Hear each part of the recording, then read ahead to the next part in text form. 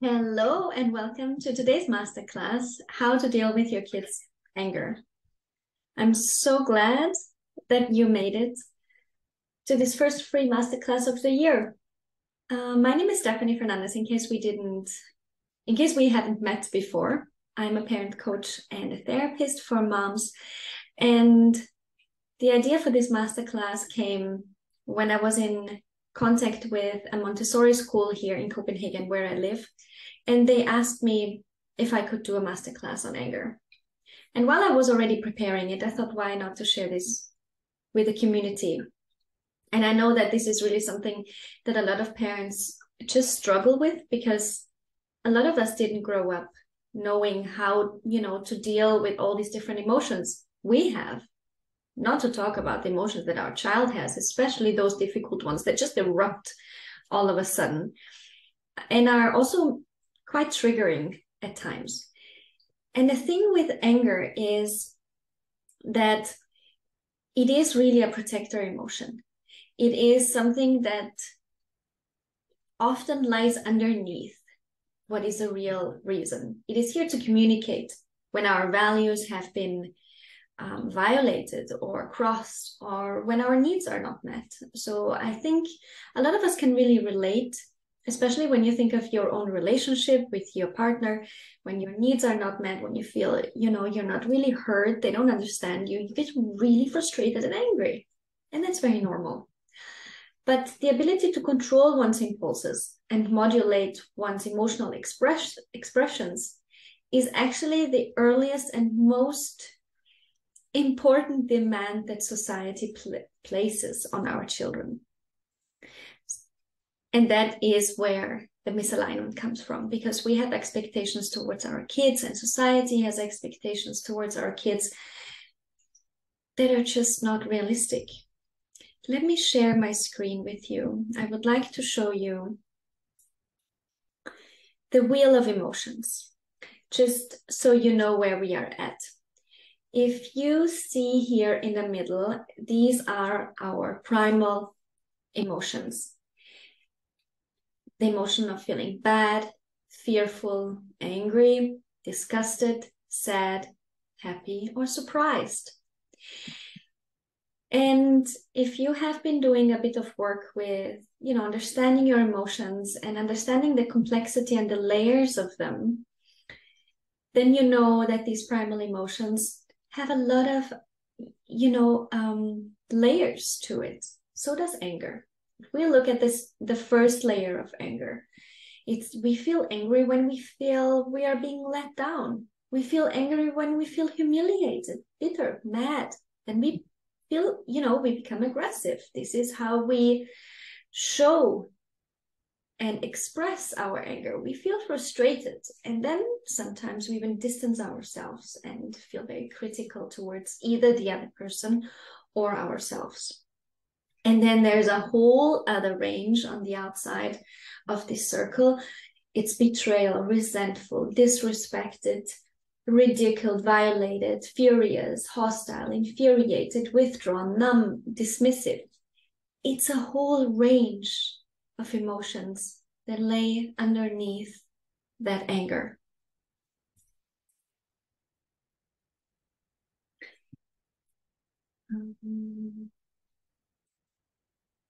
I wanted to show you this because I think it's very important that we understand, especially when we as parents want to know how can we actually deal with our kids' anger and that aggressive behavior, that there is often a reason, and the reason is that your child wants to protect themselves.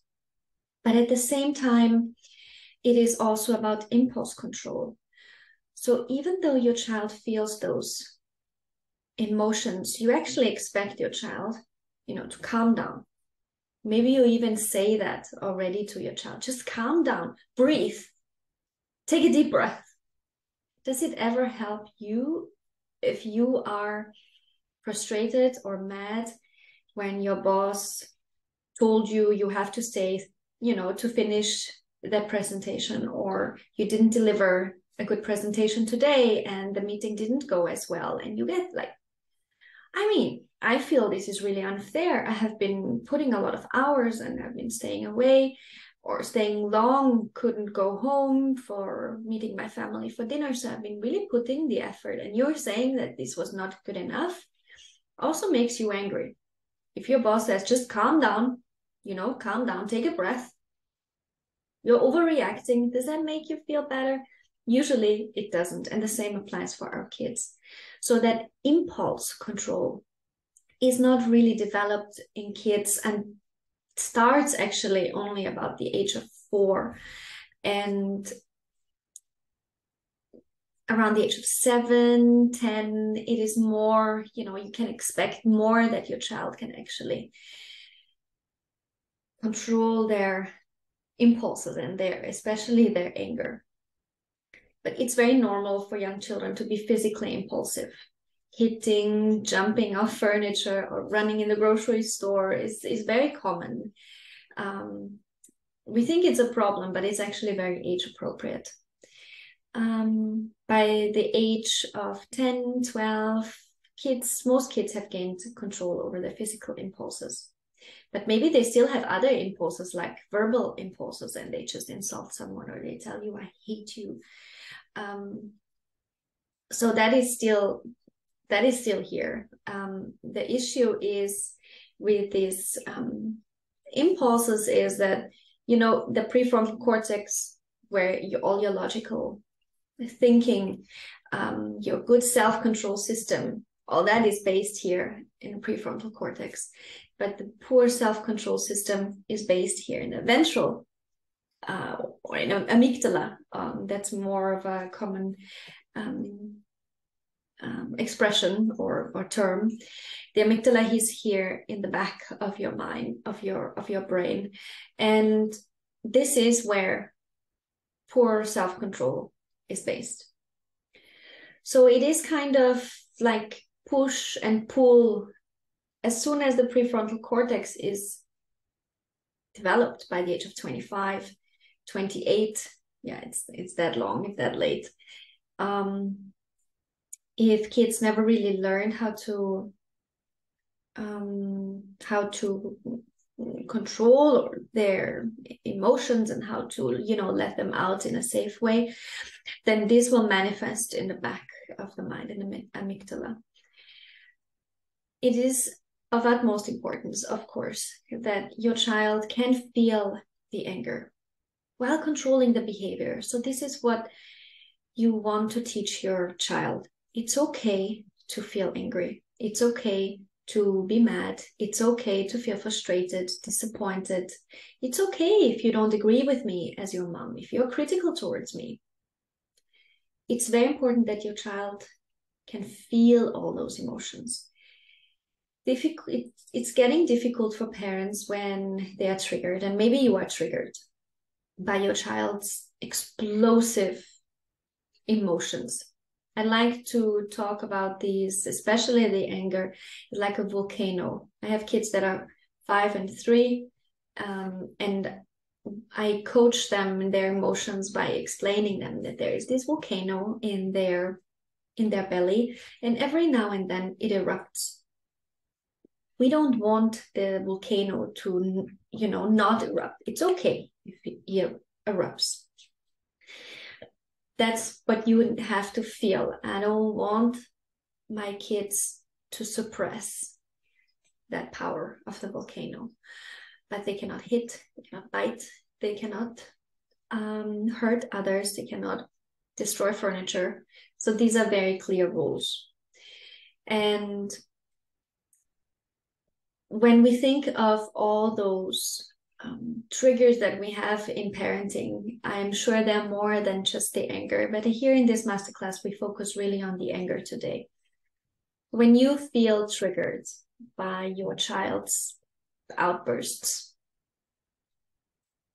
the way I work with parents is we are not looking only at the child's behavior, we're also looking at your own. And the phrase that I use is, let your triggers be your guide. They are actually amazing guides to see what lies underneath and what needs to be looked at. There are a lot of experiences that shape how we experience our own internal state. Like when you were 3 years old, when you were 5, when you were 7, how did your parents react when you were angry? Just think about that for a moment. How were they? Were they supportive? Were they calm? Did they sit with you? Or did they shout at you and yell at you? Did they command you and demand you to stop? Did they dismiss your feelings, saying you have no reason to be angry? Did they send you in timeout or sitting on the stairs, thinking about your behavior, thinking of what you have done wrong without explaining you? Unfortunately, most of us in the generation where we grew up didn't grow up with parents who knew quite a lot about emotional regulation and child development. That's why you are here, I assume, because you didn't learn it from your parents. But now we know from research, there's so much we can do to help our kids through it in a healthy way, so that when they are teenagers or grown-ups, that they are not stuck in their anger, yelling and shouting, becoming really self-destructive or destructive in a relationship, or even parents that hit their kids. So really go inwards and think of what was the reaction that your parents or maybe your teachers had for you when you were little. And how are you meeting your child now? Often there is similarity. How do you experience that?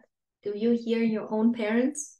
Do you hear your mom when you talk, when you yell, when you get loud, when you get angry, when your child is angry?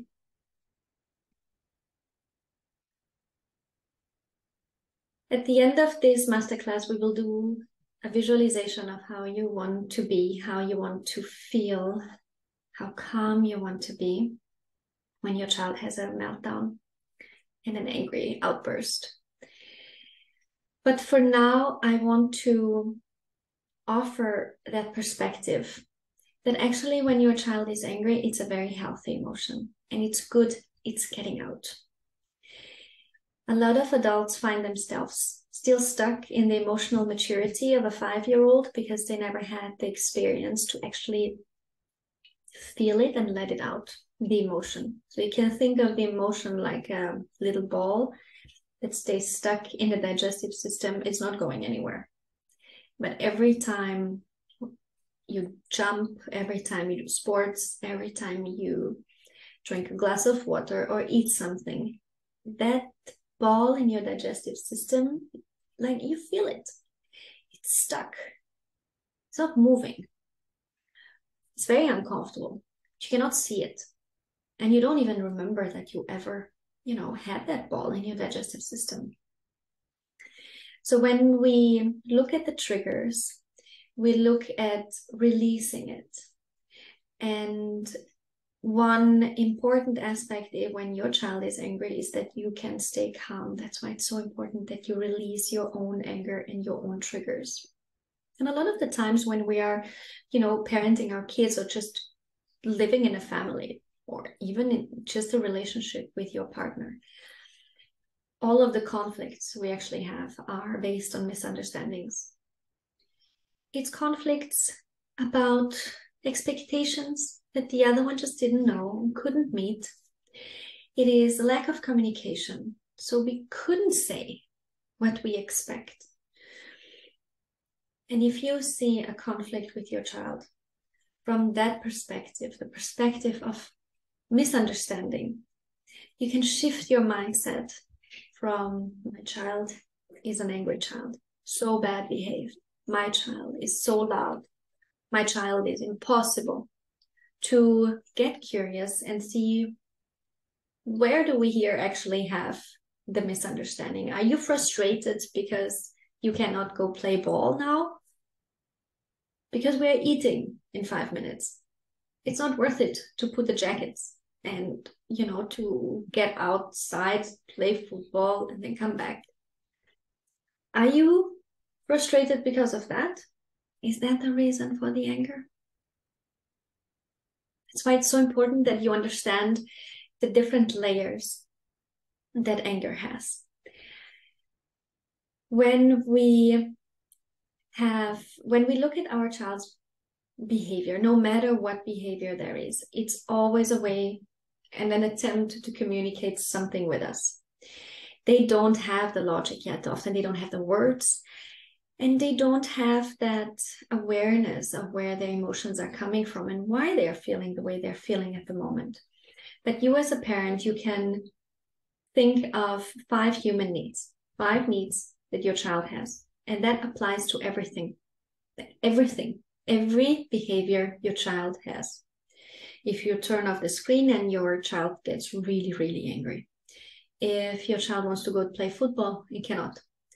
If your child doesn't want to stay with a babysitter, doesn't want to eat at the table, if your child doesn't want to wear the clothes you bought, if your child doesn't want whatever, just if your child is very angry. There are 5 human needs. Your child wants to feel seen and really seen for who they are. What is happening in the moment? Like, I see you. I see you're very frustrated. I can hear you're very angry. That's all. Acknowledging and putting some words to the feeling that your child has takes already out a lot of the steam, I promise. Your child wants to feel safe and secure. Is your child safe with you when they're angry? Do you communicate that? Do you tell them? You can tell them, it's okay, buddy. It's okay to be mad. It's okay to be angry with me because I turned off the screen, the iPad, the video game. It's okay. It's safe to feel this. I'm here with you until you're feeling better. That's it. That's all you have to say. There's no but. There's no more, logical reasoning. But it's important that you tell your child it's safe for you to feel this way. Me personally, as an adult, I sometimes still feel not very safe with my emotions.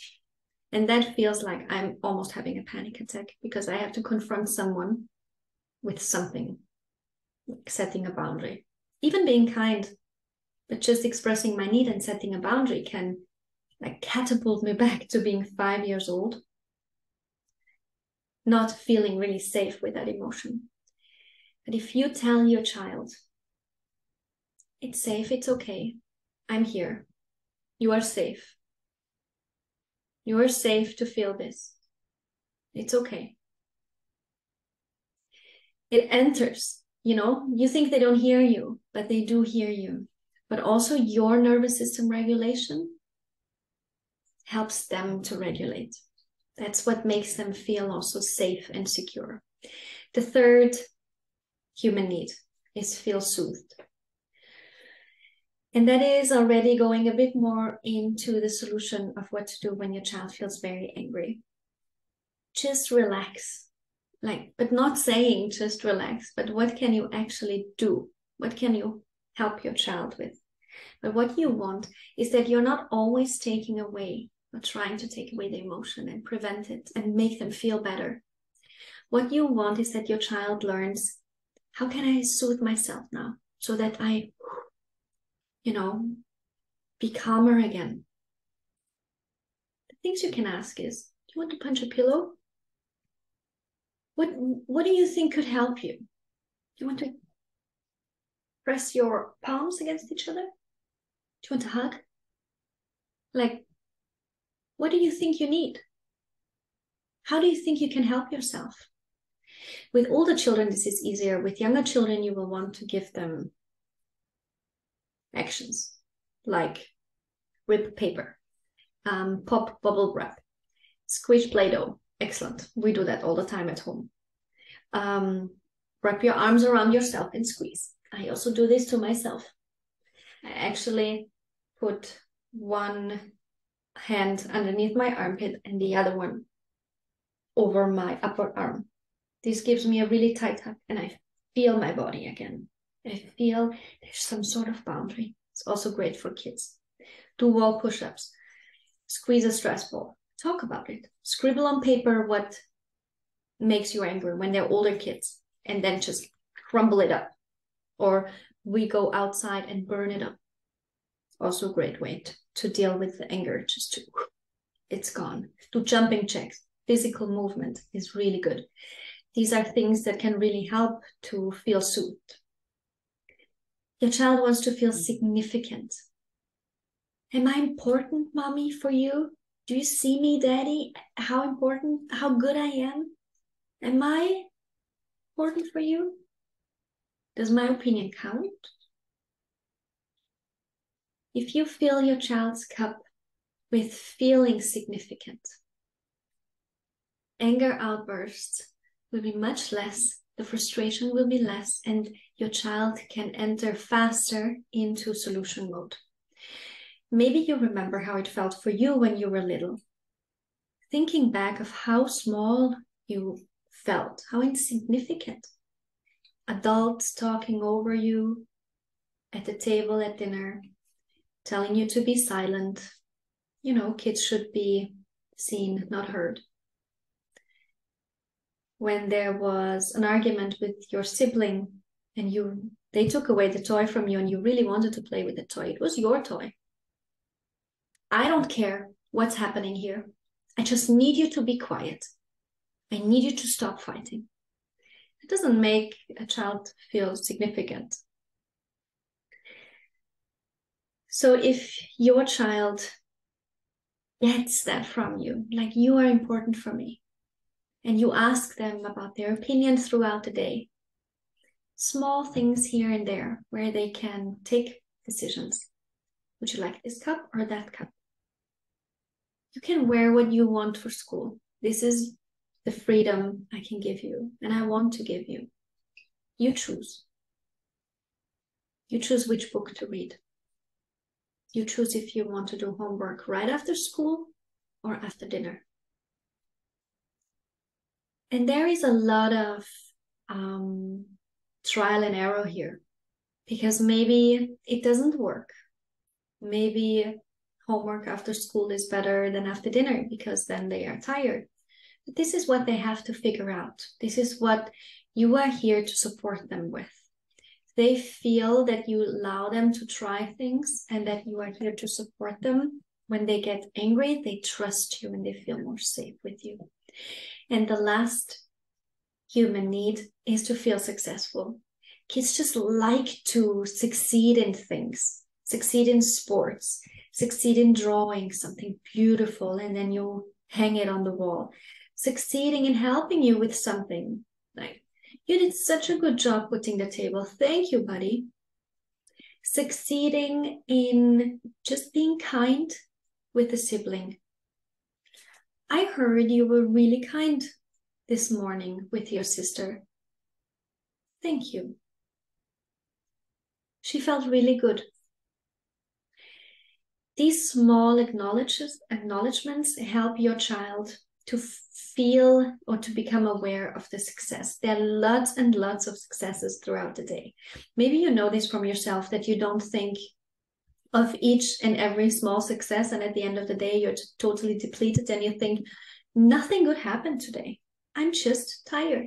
But if you go into detail thinking, okay, actually this went fine, this went well, I did this really well, you see that not everything was negative.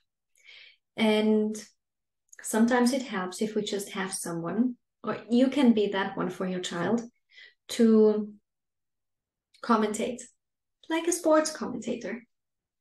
Just make your child aware of all the good things they're doing and all the things they can do that makes them feel successful.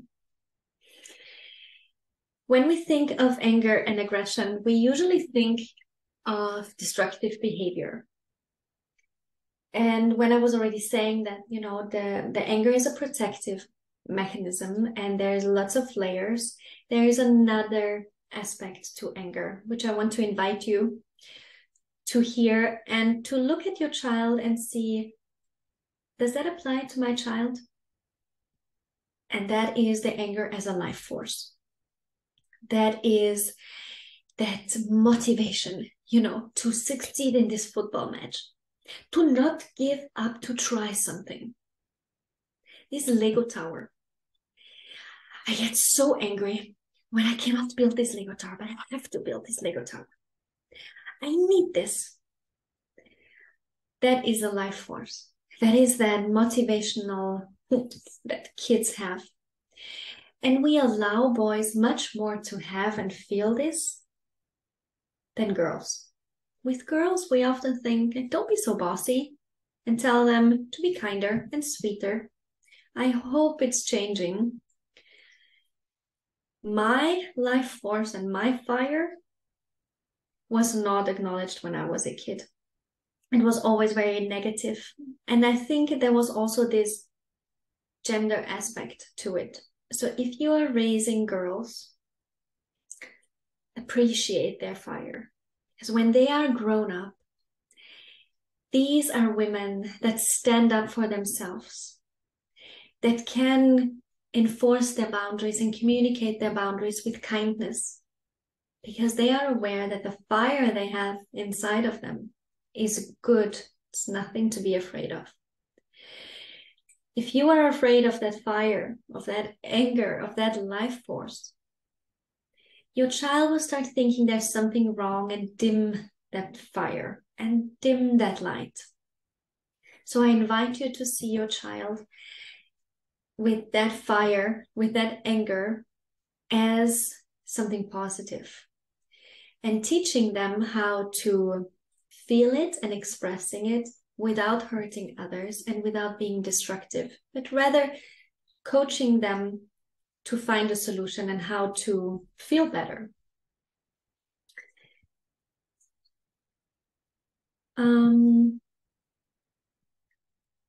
There is this misconception that we need to teach our kids, you know, a lesson, especially when they were angry and they did something like breaking a glass, throwing the toy, or kicking the brother.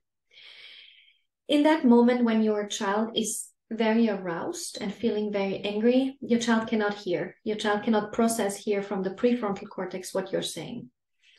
So the lesson that your child has to learn cannot be learned in the moment. The lesson that your child learns, like being kind, depending on what you want your child to learn, but I assume you want to learn to teach your child to be kind, to communicate calmly, to not hurt others.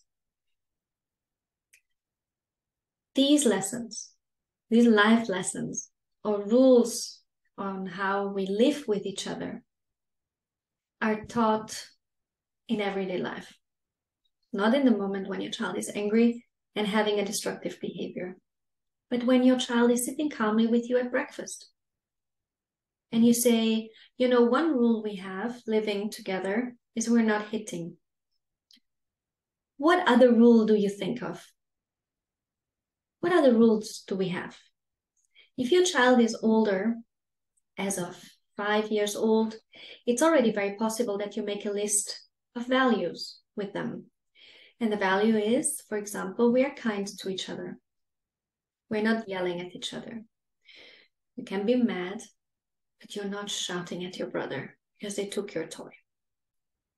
How could you get that toy back?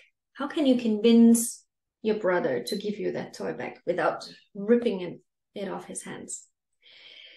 So you see, it's more of an attitude on how you show up for your child in 99% of the time, and not in that 1% when your child is really, really angry. In that time, when your child is really angry and aroused, it's important that you stay calm, And probably you have already heard that. You know how important it is to stay calm. Oftentimes we are not very empathetic towards ourselves. Maybe you are already practicing to be empathetic with your child, and you give them empathy, or you show them empathy by validating their feelings. Validate their feelings and name safety, and normalize anger with them. But also normalize anger with yourself. It's okay that you are angry. It's okay. There's nothing wrong with you as a mom if you are angry at your child. And you can even say that. I feel really angry. Mommy needs a moment. Name safety. Saying that you are safe. I'm safe. I'm safe. My child is not a lion, and I am not a cave woman living in a cave. I am his mom. I'm the boss. I have the power. I'm safe. Oftentimes our inner safety gets triggered. The lack of inner safety gets triggered when our children are angry. So normalize with you as well. Feeling angry is normal, and it's very okay. It's very okay. Offer a hug to your child, offer a hug to yourself. Helps. Because you feel your body. Focus on things that you can feel, smell, hear, see. That takes the attention away from your child in that moment. And keep your heart open with your child and with yourself. Invite the experience for your child with support. Welcome the feeling of anger and tell your child that they don't have to be alone with this feeling. I'm here for you. Anger does no harm. Tell and signalize your child that you are strong enough to take care of them through this. I can take this, buddy. I can hear you.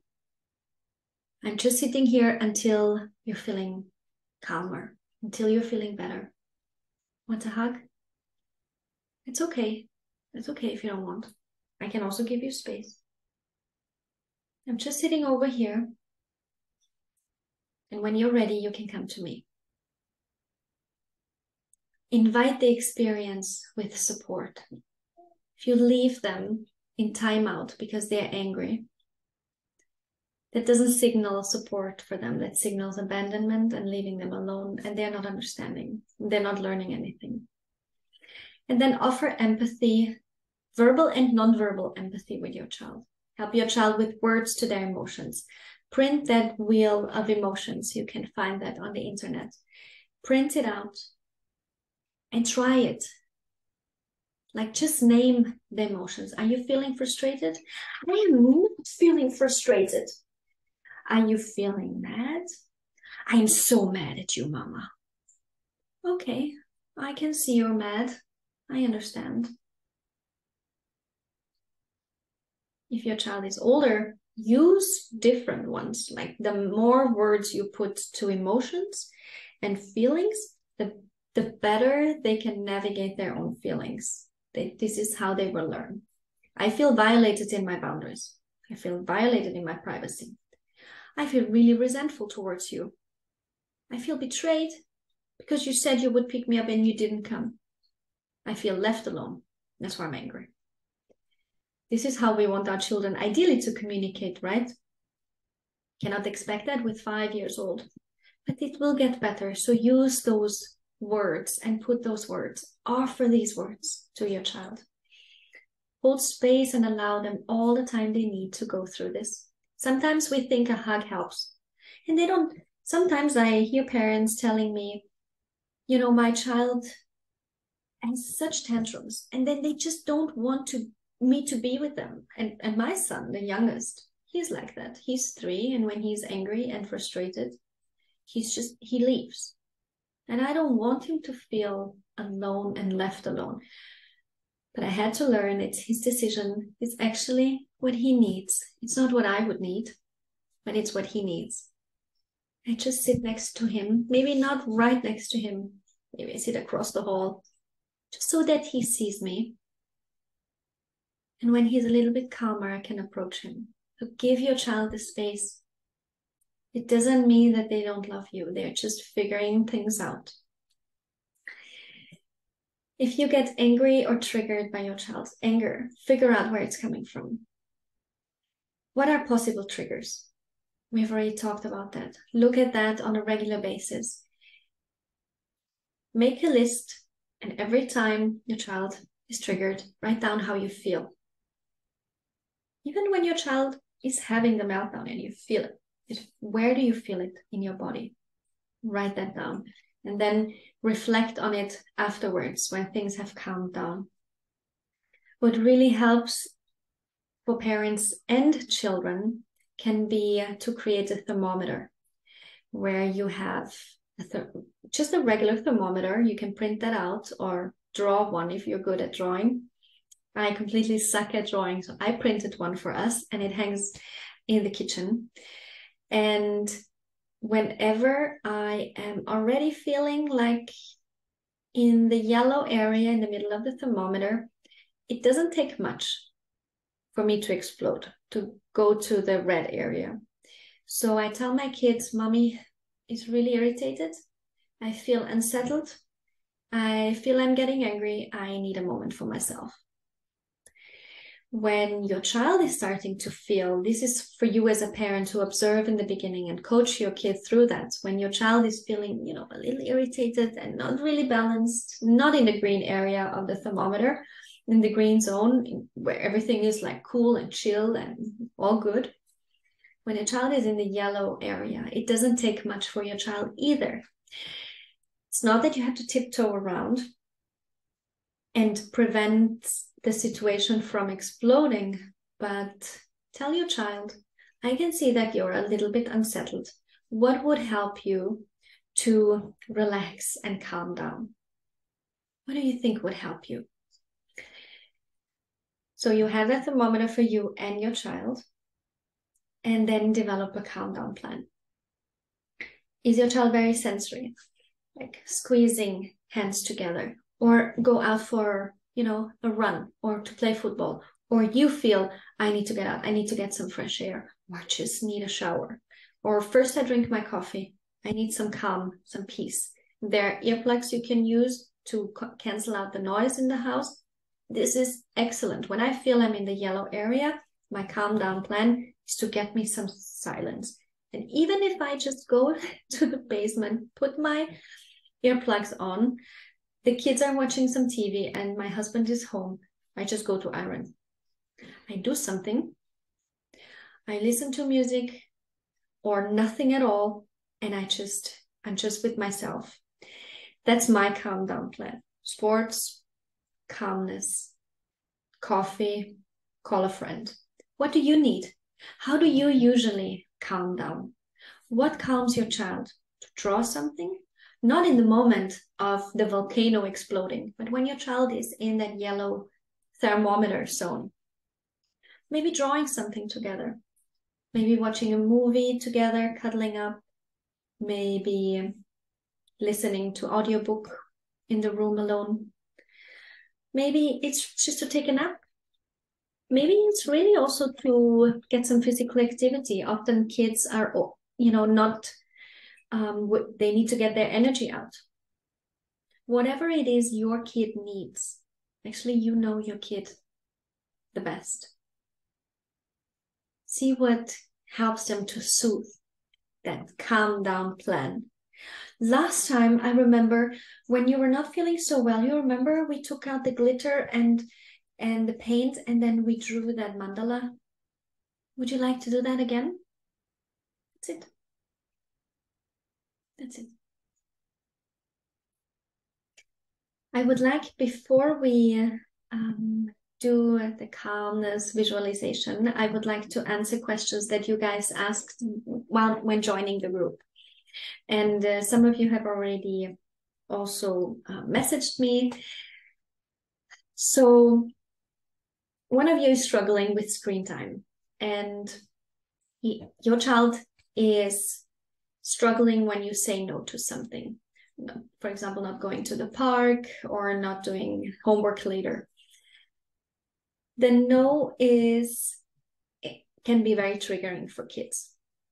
The no is something that can feel really frustrating. And like I said before, when we think of the 5 human needs and your child wants to feel significant and successful, feel seen and heard, feel understood, and feel, safe and protected, and feel soothed. Look at the behavior your child has. When you say no, they feel frustrated. Where can you give them a yes? Yes, we can go to the park, after dinner, after lunch. We can go to the park 10 minutes.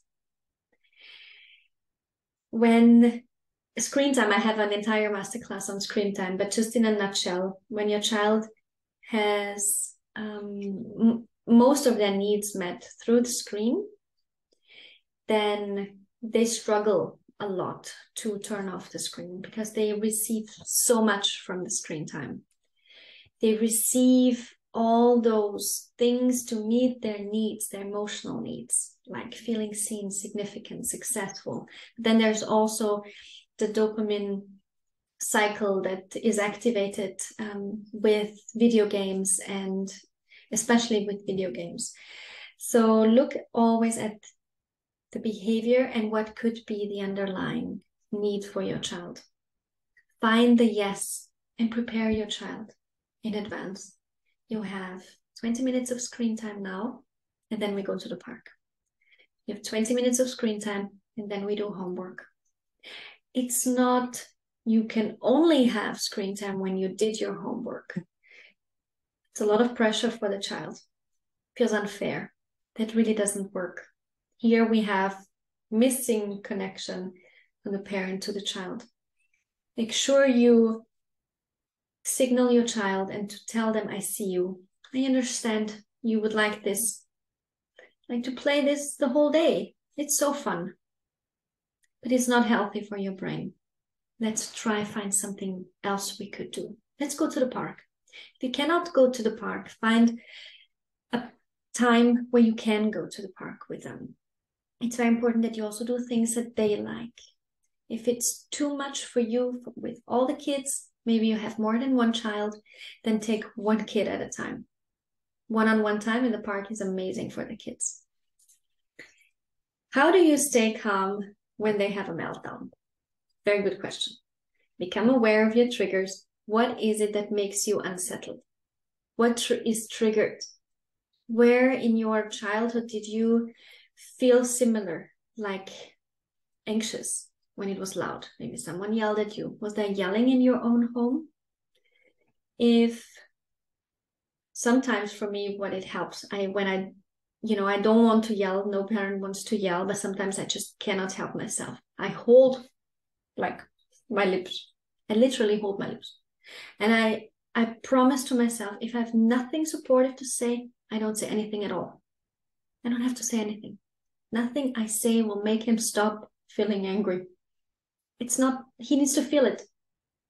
And then it's over. Validate their feelings, give them words to their feelings, find a calm down plan. Like what I like also to do with kids is I tell them to put their arms up straight in front, interlace their fingers, do this, and then hold this very close to their chest. Helps them to calm down. Try that. How to help my child through the anger over the years so that they don't become adults with anger issues? Great question. I think the most important here is that your child really is allowed to feel the anger, so that the anger and that uncomfortable feeling doesn't get stuck in the body, like stuck here in the chest or in the belly area is mostly where it is, but also often around the shoulders, to get tight and stiff shoulders. So allow your child to be angry. Don't bother about the neighbors if they hear your child screaming. It's okay. That is actually part of having a healthy family dynamic at home, where your child has space to feel the anger, and you have space for your own needs. And that is maybe still relevant for the question how to stay calm when my child has a meltdown. Are your own needs met? Are you thirsty? Are you tired? Are you hungry? Do you need some calmness? Do you actually still need to work? And that's why it makes you really like irritated that your child is not like hurrying up and getting angry even when you ask them to put the shoes to get out. Why is it? Are you putting boundaries? Do you feel seen, heard, understood? Do you feel successful? Do you have your 5 human needs met? It's a great start. Meet your 5 human needs first. That is the oxygen mask from the airplane. And then you can help your child do whatever you need, that you need in the moment to stay calm. And maybe sometimes, I tell my husband, you got to take over here. I need to go to breathe. I need to go outside. 2 minutes. Can you please stay with him until he calmed down or until I'm back? Especially in winter, it's great. I get fresh air, cold breeze. I come back, I'm good. Find a calm down plan for you. And now I would like to invite you to a visualization. And I want you to close your eyes. And I want you to imagine that you are sitting in a garden. And it's summer. And it's a garden where you were when you were a child. You know that garden. Maybe you've dreamt of that garden. And you sit in the grass and you smell the flowers and you hear the birds. You hear the grasshoppers and the bees and the wind. And you take a deep breath. And I want you to become aware of how relaxed you're feeling in your body. And you take 2 more breaths. And now, as you breathe out, I want you to see yourself now. From this little girl that you used to be, I want you to imagine the way you want to be as an adult woman, the way that you're determined to be, meant to be, connected to your own heart's desires, to your soul's calling, in tune with your intuition. Feel what that feels like. Look what that looks like in all manner of situations. How are you now? How are you in your relationship with your child? In your relationship with your partner? Now that you have this vision of who you want to be. And in your world, how do you speak to yourself? See it and feel it and believe it. This is what you open yourself to now. This is the vision now that is so clear, so real, so lifelike,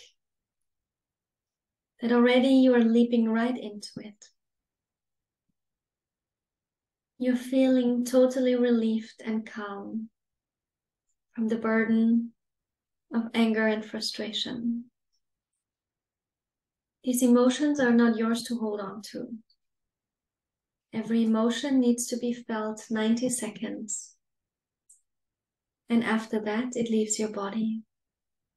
Every emotion leaves your body. It washes away like the rain on the window.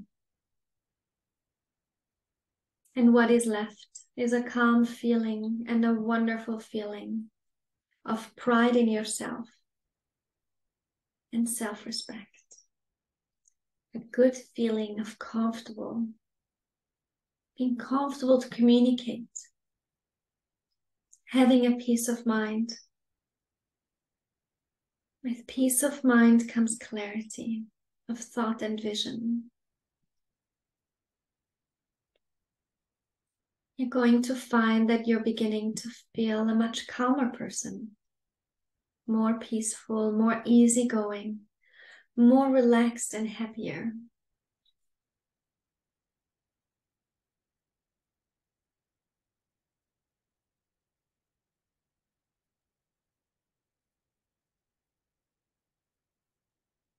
And you also know that your child's emotions are not yours to hold on to.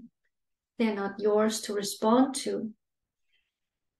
They're your child's emotions to be felt.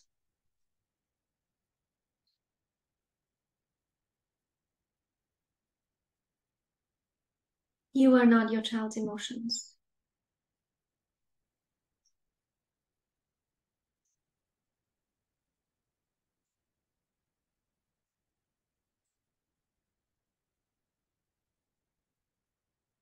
You have your place in this world. No matter the emotions or the meltdowns or the chaos, you were put onto this planet with a purpose, with intention.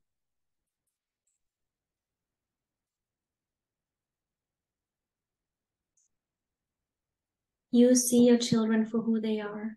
They are children. They need to learn life. Their brains are not fully developed yet, and as a result, their behavior is age appropriate. As of today, you meet them with empathy and curiosity, connecting with them and asking them, I wonder what was going on inside of you when you did this. You let go of judgment and you see the good in your kid, the purity of their actions and their behavior.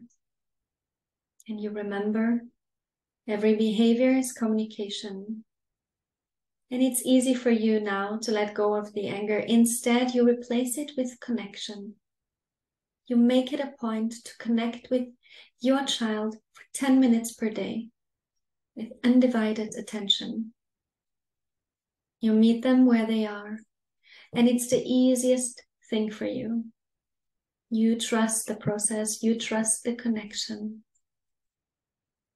you trust life, and you trust yourself. You know you are good enough.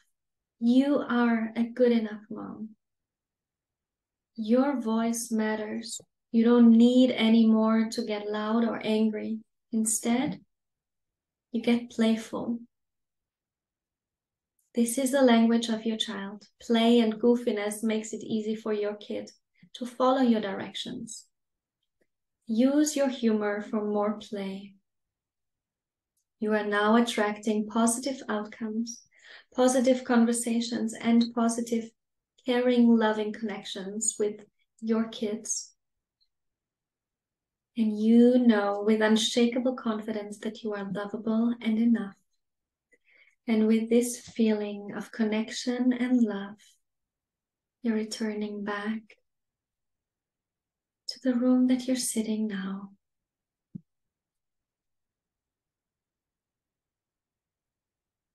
And when you're ready, but only when you're ready, you can open your eyes.